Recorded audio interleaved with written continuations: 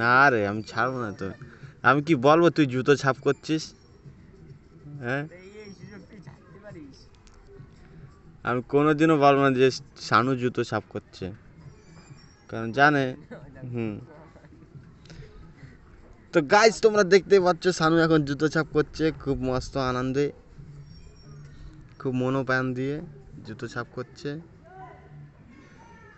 শানু একটু হাস। একের ভালো করে জুতোটা ছাপ করবি।